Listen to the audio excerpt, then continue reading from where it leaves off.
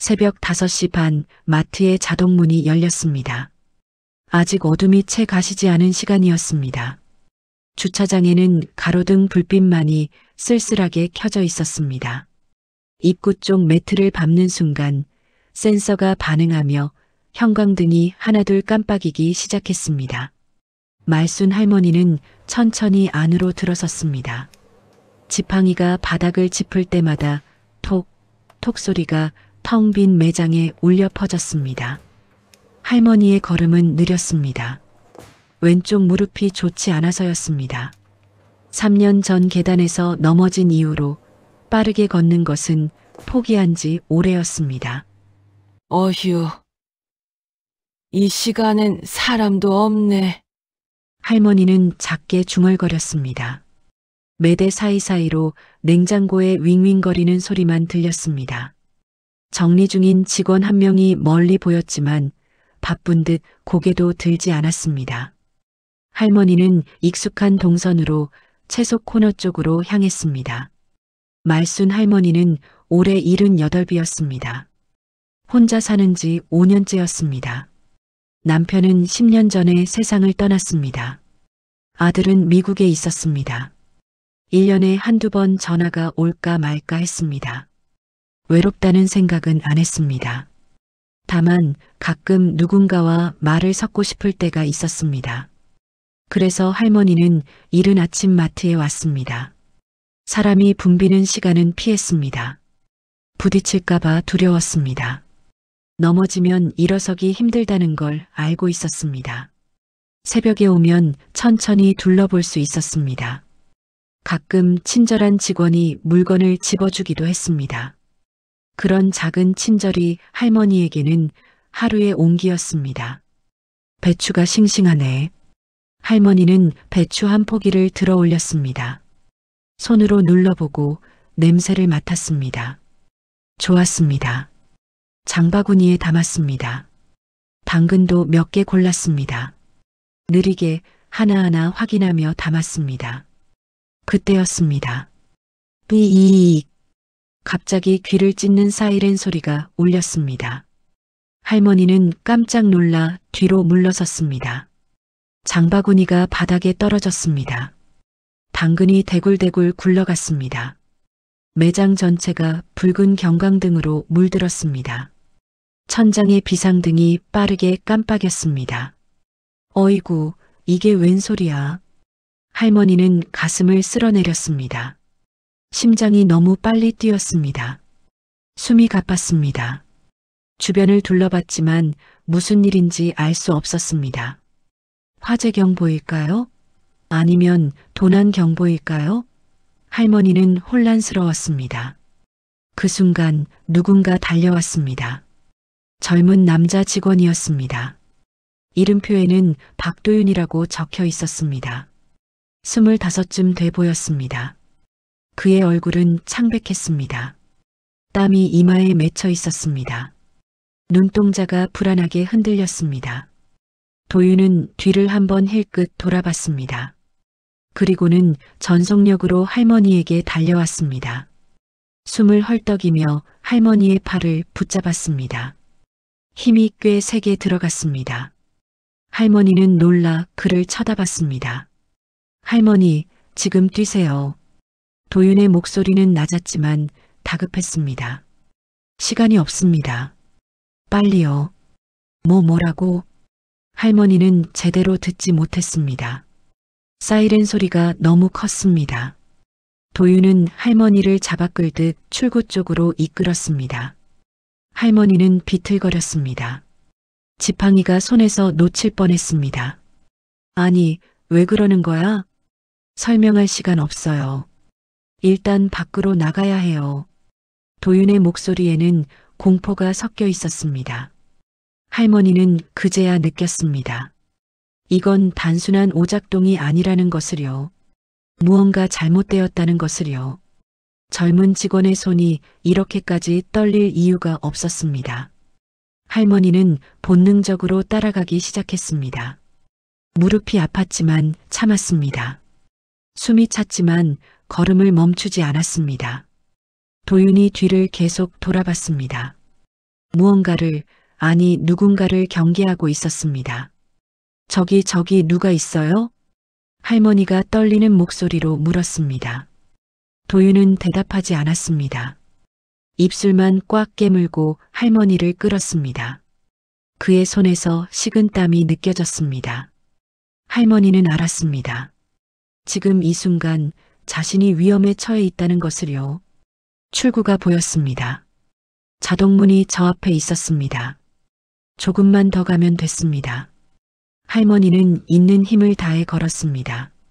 도윤도 속도를 냈습니다. 하지만 그때 멀리서 무거운 발소리가 들렸습니다. 빠르게 다가오는 소리였습니다. 도윤의 얼굴이 더욱 하얗게 질렸습니다. 그는 할머니를 돌아보며 간절하게 말했습니다. 할머니, 제발 조금만 더 힘내세요. 말순 할머니는 그 순간 깨달았습니다. 이 아침이 평범하게 끝나지 않을 거라는 것을요. 과연 할머니는 무사히 이 위기를 벗어날 수 있을까요? 뒤쫓아오는 사람은 누구일까요? 부탁드립니다. 출구까지 남은 거리는 불과 10m였습니다. 하지만 도윤은 갑자기 멈춰섰습니다. 할머니도 덩달아 걸음을 멈췄습니다. 숨이 턱까지 차올랐습니다. 도윤은 자동문을 바라보며 얼굴이 일그러졌습니다. 안 돼. 그의 목소리가 떨렸습니다. 자동문 위쪽에 빨간 불이 켜져 있었습니다. 비상잠금 표시였습니다. 문은 완전히 닫혀 있었습니다. 도윤이 문을 밀어봤지만 꿈쩍도 하지 않았습니다. 이럴 수가. 할머니는 문 옆 안내판을 봤습니다. 작은 글씨로 적혀 있었습니다. 비상시 자동 잠금. 관리실에서만 해제 가능. 할머니는 도윤을 올려다봤습니다. 관리실이 어딨어요? 저쪽 끝이에요. 도윤이 가리킨 방향은 그들이 온 반대편이었습니다. 그곳은 사이렌이 울린 곳이었습니다. 누군가 있는 곳이었습니다. 할머니는 본능적으로 알았습니다. 그곳으로 가면 안 된다는 것을요. 다른 출구는 없어요? 비상구가 있긴 한데 거기도 잠겼을 거예요. 같은 시스템이거든요. 도윤은 머리를 감싸쥐었습니다. 그때 저 멀리서 소리가 들렸습니다. 무언가 부딪히는 소리였습니다. 쾅, 쾅, 쾅. 규칙적이고 무거운 소리였습니다. 금속이 부서지는 소리도 섞여 있었습니다. 할머니는 도윤의 팔을 잡았습니다. 저게 뭐예요? 대체 무슨 일이에요? 도윤은 한참을 망설였습니다. 입술을 깨물다가 결국 말했습니다. 아침 근무 시작하기 전이었어요. 물건 정리하려고 창고 쪽에 갔는데 도윤의 목소리가 가늘어졌습니다. 이상한 소리가 들렸어요. 금속 부딪히는 소리요. 처음엔 누가 뭘 떨어뜨렸나 했어요. 그래서요? 직원 휴게실 문이 열려 있었어요. 평소엔 잠겨 있거든요. 도윤은 그때를 떠올리는 듯 눈을 감았습니다. 안을 봤어요. 한 남자가 금고를 부수고 있었어요. 할머니의 눈이 커졌습니다. 금고를요? 네. 쇠망치로 때리고 있었어요. 스파크가 튀었어요. 그 사람 저 보고도 멈추지 않았어요. 도윤의 손이 떨렸습니다. 그냥 저를 쳐다봤어요. 눈이 이상했어요. 할머니는 등골이 서늘해졌습니다. 그래서 도망친 거예요? 네. 제가 뒤돌아서 뛰는 순간 그 사람도 따라왔어요. 비상벨을 눌렀어요. 그래서 사이렌이 울린 거예요. 도윤은 할머니를 보며 말했습니다. 할머니가 여기 계신 걸 봤어요. 혼자 두면 안 될 것 같았어요. 그 사람, 아마 지금도 금고를 열려고 할 거예요. 아니면, 도윤은 말을 잇지 못했습니다. 할머니는 알았습니다. 아니면 우리를 찾으러 올 수도 있다는 뜻이었습니다. 경찰은요? 경찰한테 연락했어요? 비상벨 누르면 자동으로 신고돼요. 근데 여기 여기 외진 곳이라 시간이 좀 걸릴 거예요. 도윤이 손목 시계를 봤습니다. 적어도 10분은 걸려요. 10분. 할머니에게는 너무 긴 시간이었습니다. 도윤에게도 마찬가지였습니다. 둘 다 말없이 서 있었습니다. 사이렌 소리만 계속 울렸습니다. 그때 복도 저편에서 발소리가 들렸습니다. 느리지만 분명한 발걸음이었습니다. 가까워지고 있었습니다. 도윤은 재빨리 할머니의 손을 잡았습니다. 숨어야 해요. 어디로요? 일단 저쪽으로요. 도윤은 할머니를 이끌고 음료 코너 뒤로 갔습니다. 높이 쌓인 음료수 박스 뒤였습니다. 좁았지만 둘이 몸을 숨기기에는 충분했습니다. 할머니는 숨을 죽였습니다. 무릎이 아팠지만 참았습니다. 발소리가 점점 가까워졌습니다. 또박또박 천천히 걷고 있었습니다. 할머니는 틈 사이로 살짝 내다봤습니다. 남자가 보였습니다. 30대쯤 돼 보이는 남자였습니다. 검은색 점퍼를 입고 있었습니다. 손에는 쇠망치가 들려 있었습니다. 강민석이었습니다. 그는 주변을 둘러보며 걸었습니다. 표정은 무표정했습니다. 서두르지도 당황하지도 않았습니다. 마치 물건을 찾듯이 차분하게 둘러봤습니다. 할머니는 숨이 멎을 것 같았습니다. 민석은 계산대 쪽으로 갔습니다. 서랍을 열어봤습니다. 아무것도 없었습니다. 그는 다시 휴게실 쪽으로 돌아갔습니다. 발소리가 멀어졌습니다. 도윤이 작게 속삭였습니다. 지금이에요. 관리실로 가야 해요. 저 사람이 또 나타나면요? 최대한 조용히 가야죠. 할머니는 고개를 끄덕였습니다.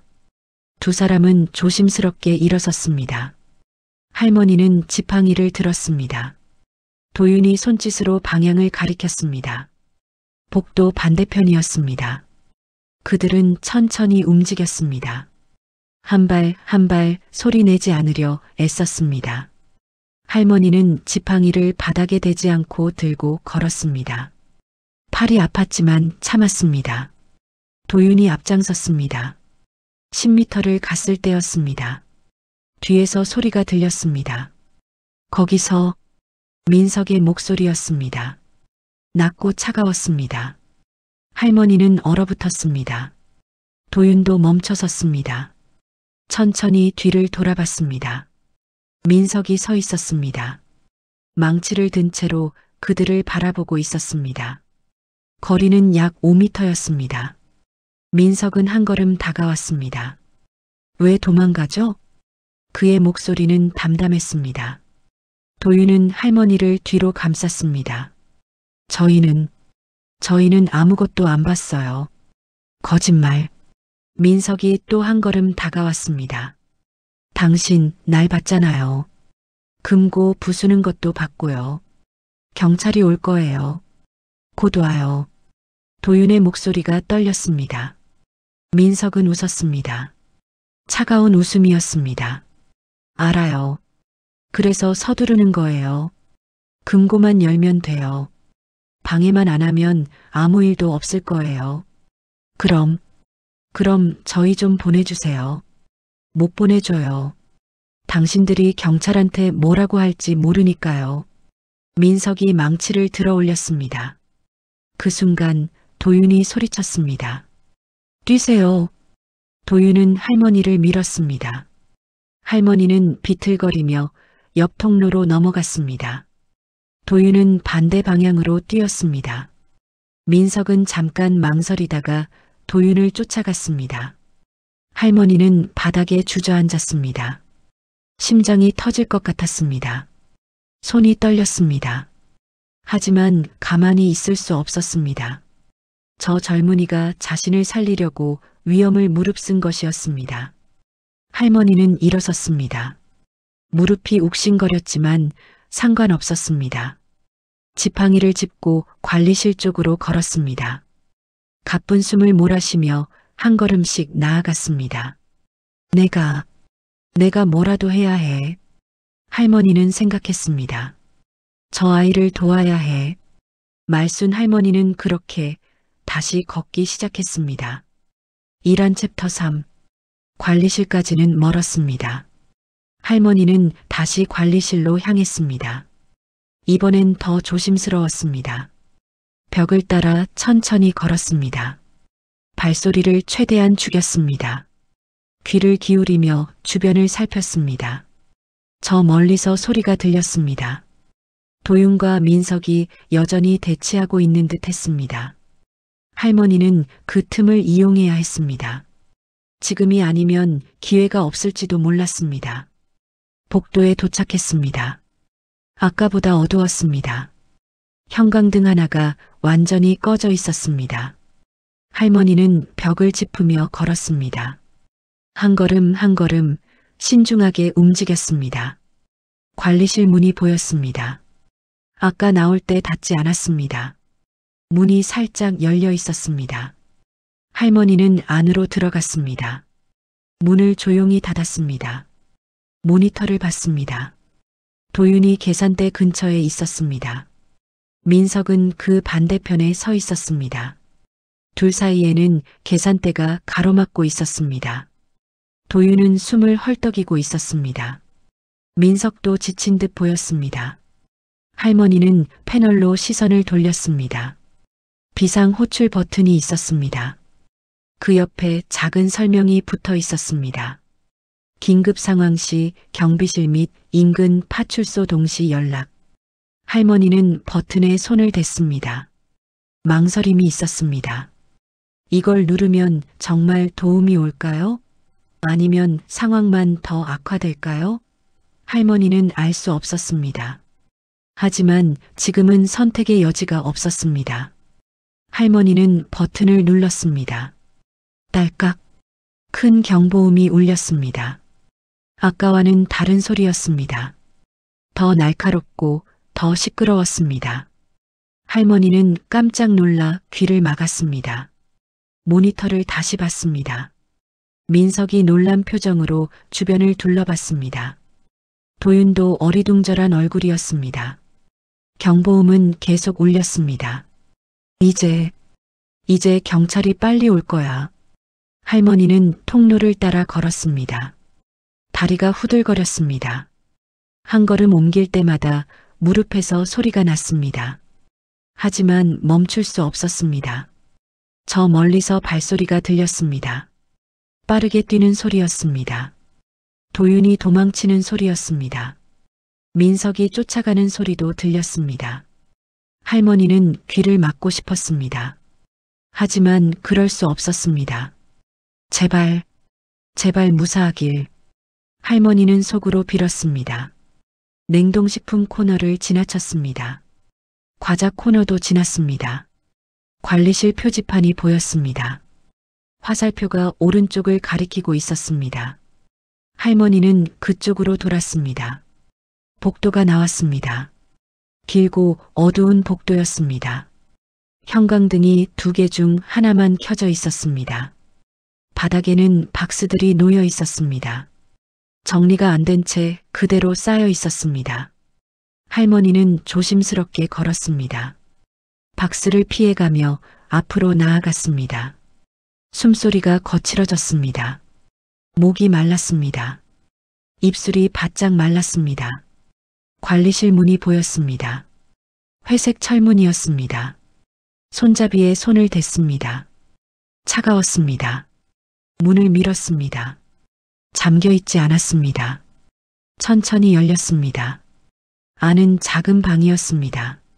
책상 하나, 의자 하나, 모니터 몇 대가 전부였습니다. 모니터에는 마트 내부가 비치고 있었습니다. CCTV 화면이었습니다. 할머니는 화면을 봤습니다.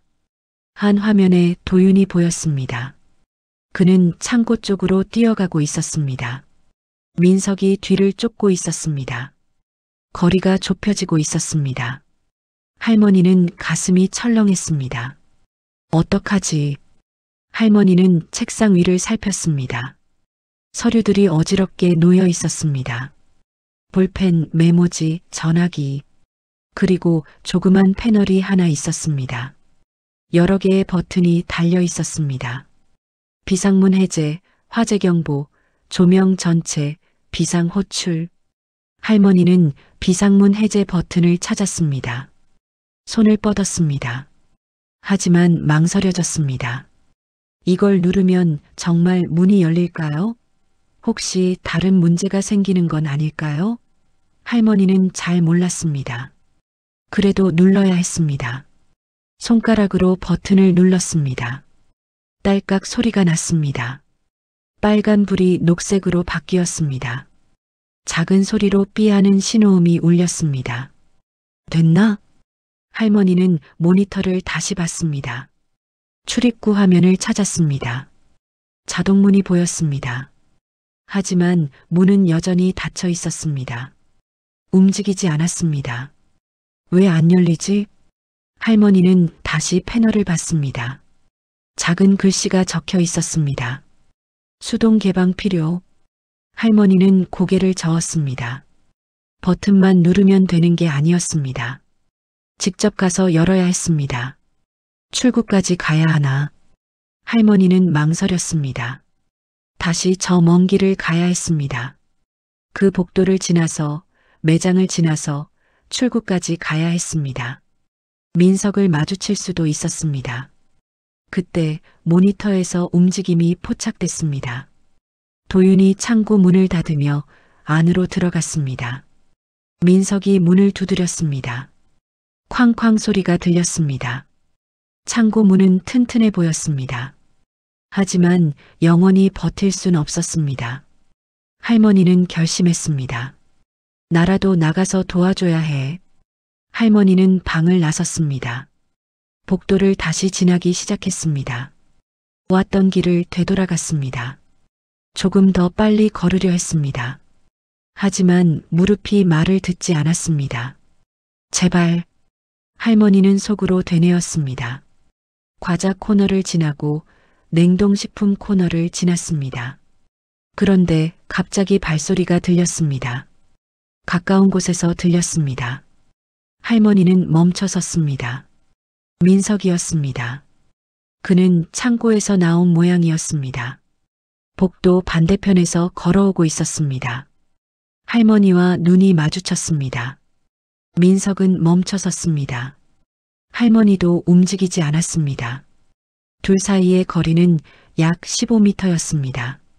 민석은 천천히 걸어왔습니다. 서두르지 않았습니다. 마치 도망갈 곳이 없다는 걸 아는 듯 했습니다. 할머니, 어디 가세요?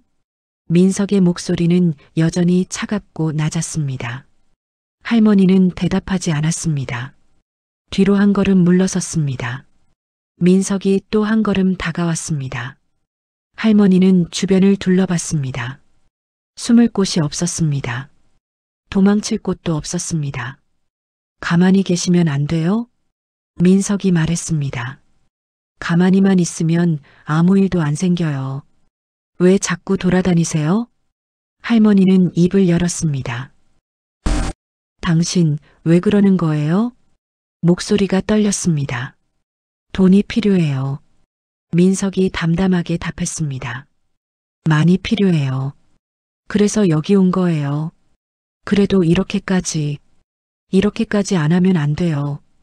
민석의 눈에는 감정이 없었습니다. 다른 방법이 없어요. 할머니는 모를 거예요. 빚에 쫓기는 게 어떤 건지. 할머니는 가슴이 아팠습니다. 저 젊은이도 누군가의 아들이었습니다. 누군가의 가족이었습니다. 하지만 지금은 그게 중요하지 않았습니다. 민석이 손을 뻗었습니다. 이리 오세요. 창고에 있으면 돼요. 제가 일 끝날 때까지만요. 할머니는 고개를 저었습니다. 싫어요. 할머니, 난 거기 안 가요. 할머니는 지팡이를 앞으로 들었습니다. 떨리는 손으로 지팡이를 꽉 쥐었습니다. 민석은 한숨을 쉬었습니다. 왜 이러세요? 힘들게 하지 마세요. 그가 다가왔습니다. 할머니는 뒤로 물러섰습니다. 그러다 발이 헛디뎠습니다. 바닥에 놓인 박스에 걸린 것이었습니다. 할머니는 비틀거렸습니다. 어이쿠. 할머니는 옆으로 쓰러졌습니다. 바닥에 손을 짚었습니다. 손목에 통증이 왔습니다. 지팡이가 바닥에 떨어졌습니다. 할머니는 일어서려 했지만 무릎에 힘이 없었습니다. 민석이 가까이 왔습니다. 할머니는 올려다봤습니다. 민석의 얼굴이 보였습니다. 그는 손을 내밀었습니다. 일어나세요. 할머니는 그 손을 뿌리쳤습니다. 만지지 마요. 민석은 손을 걷었습니다. 그리고 할머니의 팔을 잡으려 했습니다. 할머니는 몸을 비틀었습니다. 하지만 소용없었습니다. 민석의 힘이 셌습니다. 그때였습니다. 할머니. 도윤의 목소리였습니다. 그는 저 멀리서 달려오고 있었습니다. 민석이 돌아봤습니다. 도윤은 전속력으로 뛰고 있었습니다. 민석은 할머니를 놓고 도윤에게로 향했습니다. 할머니는 그 틈에 일어섰습니다. 무릎이 아팠지만 참았습니다. 지팡이를 주었습니다. 그리고 반대 방향으로 걸었습니다. 최대한 빨리 움직였습니다. 뒤에서 소리가 들렸습니다. 부딪히는 소리, 넘어지는 소리, 거친 숨소리.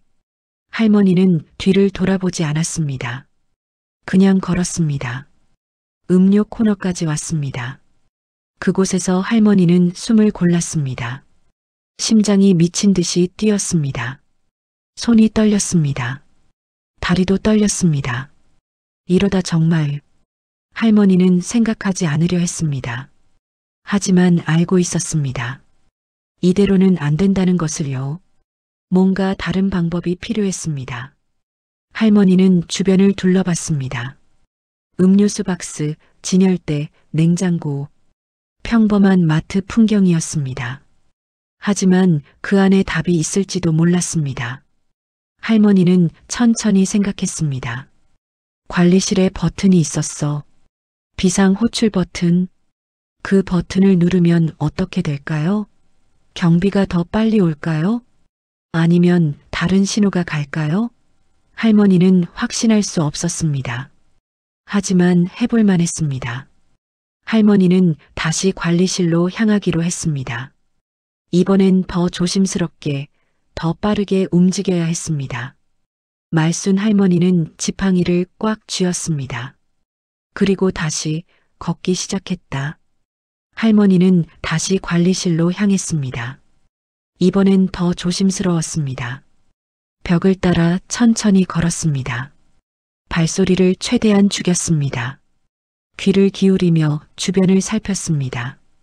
저 멀리서 소리가 들렸습니다. 도윤과 민석이 여전히 대치하고 있는 듯 했습니다. 할머니는 그 틈을 이용해야 했습니다. 지금이 아니면 기회가 없을지도 몰랐습니다. 복도에 도착했습니다. 아까보다 어두웠습니다. 형광등 하나가 완전히 꺼져 있었습니다. 할머니는 벽을 짚으며 걸었습니다. 한 걸음 한 걸음 신중하게 움직였습니다. 관리실 문이 보였습니다. 아까 나올 때 닫지 않았습니다. 문이 살짝 열려 있었습니다. 할머니는 안으로 들어갔습니다. 문을 조용히 닫았습니다. 모니터를 봤습니다. 도윤이 계산대 근처에 있었습니다. 민석은 그 반대편에 서 있었습니다. 둘 사이에는 계산대가 가로막고 있었습니다. 도윤은 숨을 헐떡이고 있었습니다. 민석도 지친 듯 보였습니다. 할머니는 패널로 시선을 돌렸습니다. 비상 호출 버튼이 있었습니다. 그 옆에 작은 설명이 붙어 있었습니다. 긴급 상황 시 경비실 및 인근 파출소 동시 연락. 할머니는 버튼에 손을 댔습니다. 망설임이 있었습니다. 이걸 누르면 정말 도움이 올까요? 아니면 상황만 더 악화될까요? 할머니는 알 수 없었습니다. 하지만 지금은 선택의 여지가 없었습니다. 할머니는 버튼을 눌렀습니다. 딸깍. 큰 경보음이 울렸습니다. 아까와는 다른 소리였습니다.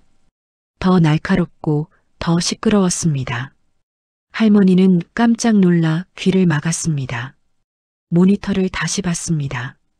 민석이 놀란 표정으로 주변을 둘러봤습니다. 도윤도 어리둥절한 얼굴이었습니다. 경보음은 계속 울렸습니다. 이제 경찰이 빨리 올 거야. 할머니는 생각했습니다. 하지만 그 전까지 버텨야 했습니다. 도윤도 할머니도 안전해야 했습니다. 할머니는 모니터를 계속 지켜봤습니다. 민석이 출구 쪽으로 향했습니다. 도망가려는 듯 했습니다. 자동문 앞에 섰습니다. 문을 밀었습니다. 하지만 문은 열리지 않았습니다. 민석의 얼굴이 일그러졌습니다. 그는 다시 문을 밀었습니다. 세게 밀었습니다. 하지만 소용없었습니다. 문은 여전히 잠겨 있었습니다. 수동 개방 필요. 할머니는 아까 본 문구를 떠올렸습니다. 그래요. 문을 직접 열어줘야 했습니다. 하지만 지금 할머니가 나가서 문을 열어주면 민석도 도망갈 수 있었습니다. 그건 안 됐습니다. 할머니는 다른 화면을 봤습니다. 도윤이 천천히 민석에게 다가가고 있었습니다. 조심스럽게 한 걸음씩. 그의 손에는 무언가 들려 있었습니다. 소화기였습니다. 저 아이가. 할머니는 가슴이 두근거렸습니다. 도윤은 민석의 뒤로 다가갔습니다. 민석은 문을 열려고 계속 애쓰고 있었습니다. 도윤이 더 가까이 다가갔습니다. 2m, 3m, 2m. 그 순간 민석이 뒤를 돌아봤습니다. 도윤과 눈이 마주쳤습니다. 민석이 망치를 들어 올렸습니다. 도윤은 소화기를 겨눴습니다.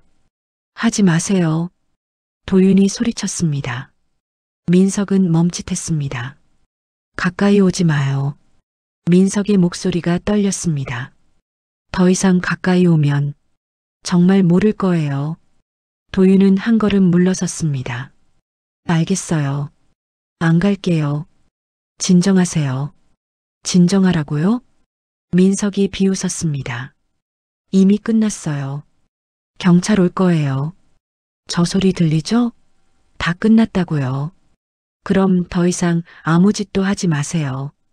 도윤이 차분하게 말했습니다. 지금 멈추면 그나마 나아요. 더 큰일 나기 전에 멈추세요. 민석은 망치를 내렸습니다.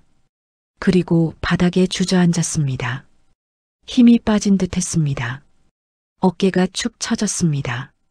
손에서 망치가 떨어졌습니다. 할머니는 그 모습을 봤습니다. 가슴이 아팠습니다. 저 젊은이도 어쩌면 피해자일지 몰랐습니다. 무언가에 쫓기고 내몰린 사람일지 몰랐습니다. 하지만 그래도 잘못은 잘못이었습니다. 할머니는 관리실 문을 열었습니다. 복도로 나왔습니다.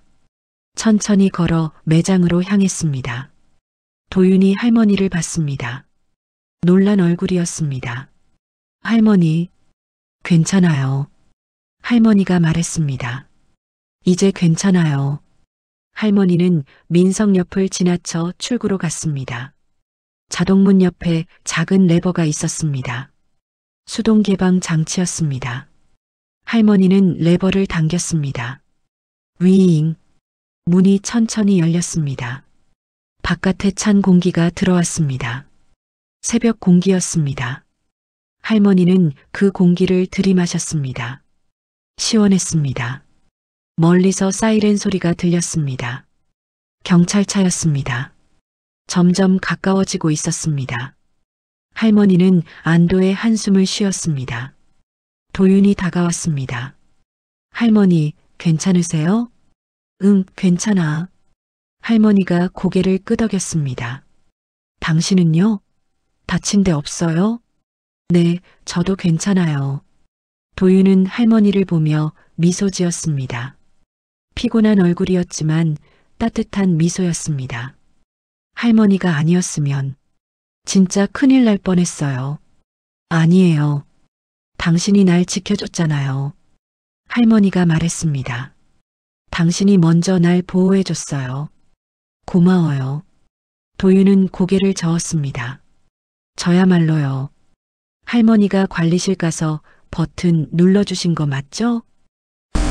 어떻게 알았어요? 화면에 나왔어요. CCTV요. 도윤이 웃었습니다. 정말 대단하세요. 무서우셨을 텐데. 할머니는 아무 말하지 않았습니다. 무서웠습니다. 정말 무서웠습니다. 하지만 해야 했습니다. 안 하면 둘 다 위험했으니까요. 경찰차가 도착했습니다. 경찰관 2명이 내렸습니다. 마트 안으로 들어왔습니다. 민석을 봤습니다. 그는 여전히 바닥에 앉아 있었습니다. 신고받고 왔습니다. 무슨 일입니까? 경찰관이 물었습니다. 도윤이 상황을 설명했습니다. 금고, 절도, 미수, 위협, 감금 시도. 경찰관들은 민석을 일으켜 세웠습니다. 수갑을 채웠습니다. 민석은 저항하지 않았습니다. 민석이 끌려가며 할머니를 봤습니다. 죄송합니다. 그가 작게 말했습니다. 할머니는 고개를 끄덕였습니다. 당신도 힘들었겠지. 민석의 눈이 흔들렸습니다. 하지만 그는 더 이상 말하지 않았습니다. 경찰관들과 함께 밖으로 나갔습니다. 경찰차 문이 닫혔습니다. 마트는 다시 조용해졌습니다. 사이렌도 멈췄습니다. 경광등도 꺼졌습니다. 평범한 새벽 마트로 돌아왔습니다. 도윤이 할머니에게 의자를 가져왔습니다. 앉으세요. 많이 피곤하시죠? 고마워요. 할머니는 의자에 앉았습니다.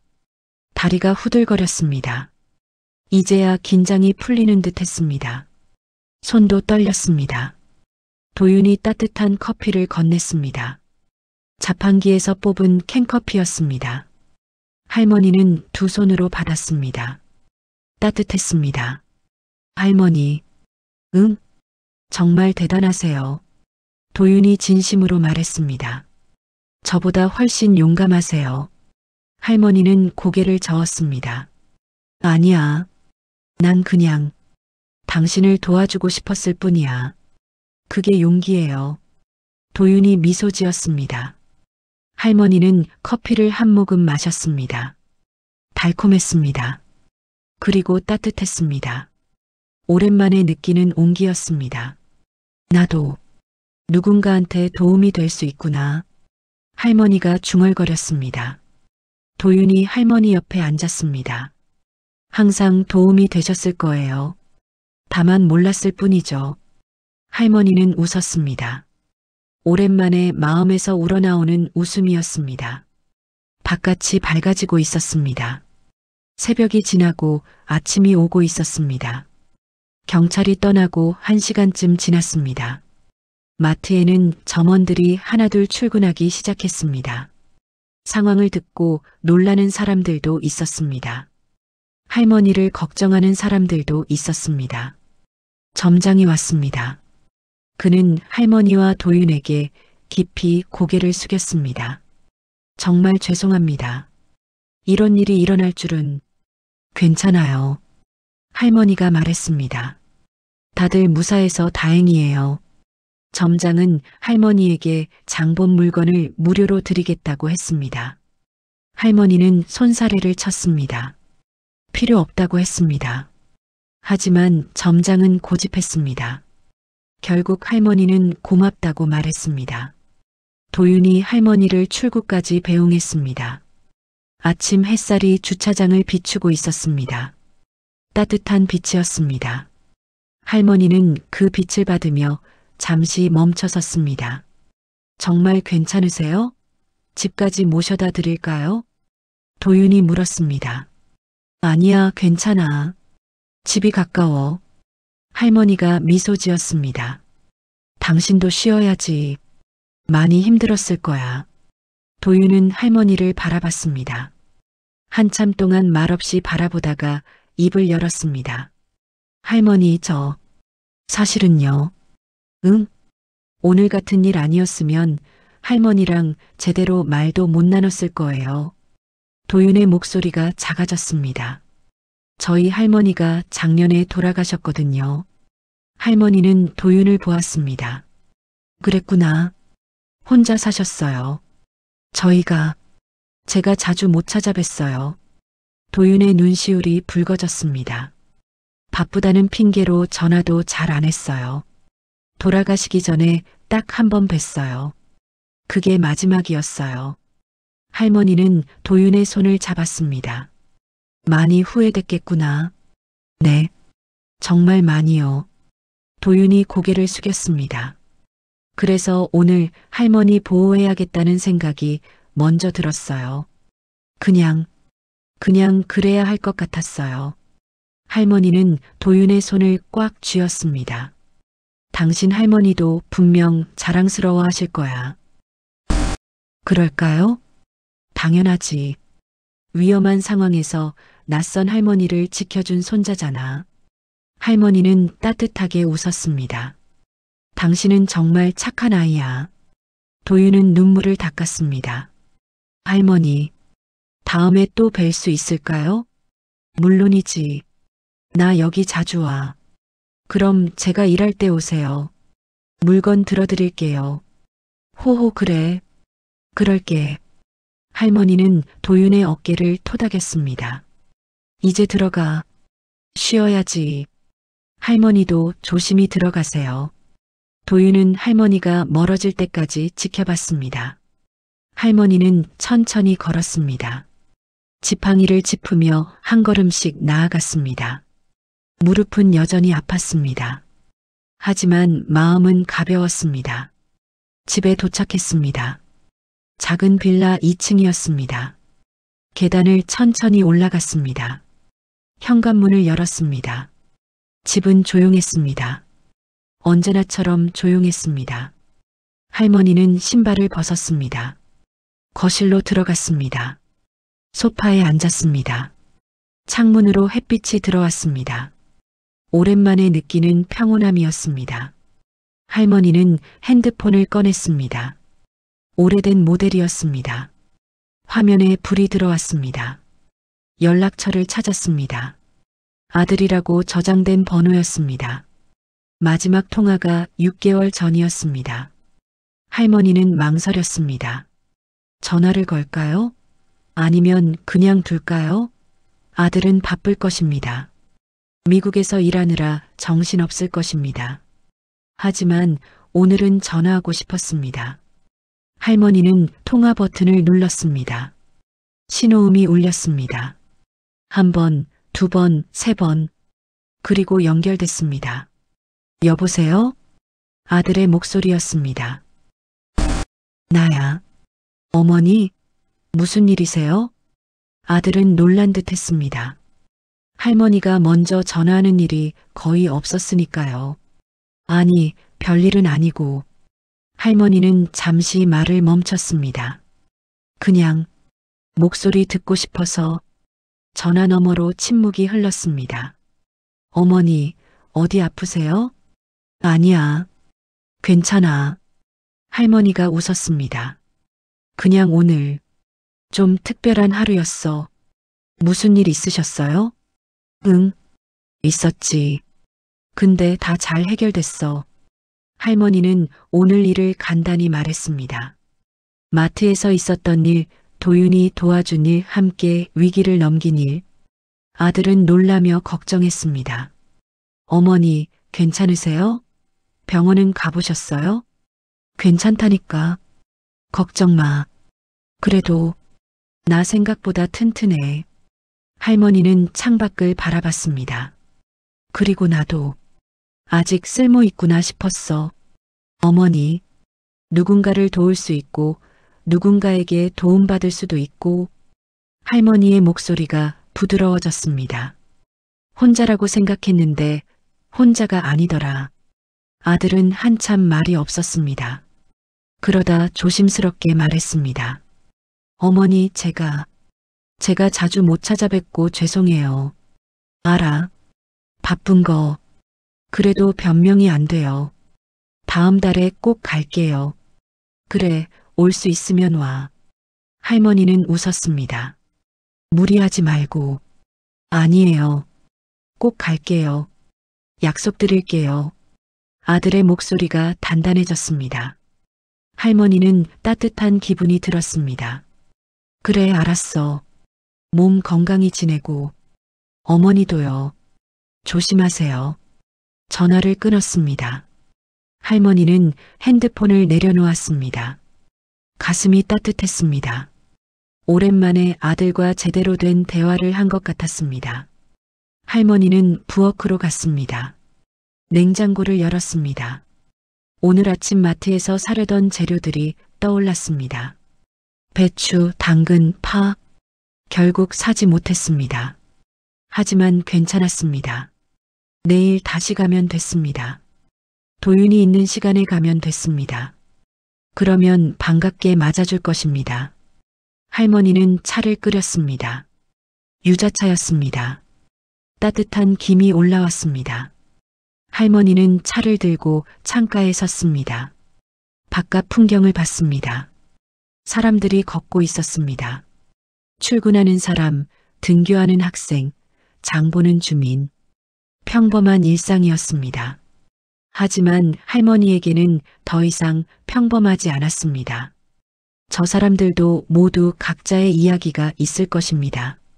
각자의 고민과 기쁨이 있을 것입니다. 그리고 때로는 서로 도우며 살아갈 것입니다. 오늘 아침처럼요. 할머니는 차를 한 모금 마셨습니다. 달콤하고 따뜻했습니다. 몸이 녹는 것 같았습니다. 오늘 같은 날도 있구나. 할머니는 혼잣말을 했습니다.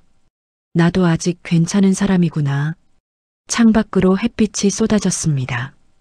따뜻한 빛이 할머니를 감쌌습니다. 할머니는 눈을 감았습니다. 그리고 천천히 숨을 쉬었습니다. 이 순간이 영원했으면 좋겠다고 생각했습니다. 엔딩 내레이션. 어쩌면 위기는 우리를 잠시 멈추게 만드는 기회일지도 모릅니다. 그리고 그 순간 가장 평범한 사람이 가장 큰 용기를 낼 때가 있습니다. 말순 할머니는 그날 자신이 여전히 누군가에게 필요한 사람이라는 걸 깨달았습니다. 그리고 도윤은 할머니를 통해 잃어버렸던 소중한 것을 되찾았습니다.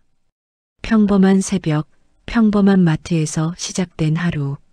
하지만 그들에게는 평생 잊지 못할 아침이 되었습니다. 우리의 삶도 그렇습니다. 언제 어디서든 누군가에게 빛이 될 수 있고 누군가의 빛을 받을 수도 있습니다. 오늘도 누군가는 용기를 내고 있을 것입니다. 그리고 그 용기가 또 다른 누군가를 살릴 것입니다. 오늘 이야기 즐거우셨나요? 혹시 끝까지 함께 해주신 분이 계시다면 여러분의 소중한 소감을 댓글로 남겨주시면 감사하겠습니다. 구독과 좋아요는 다음 이야기를 이어가는 큰 힘이 됩니다. 감사합니다.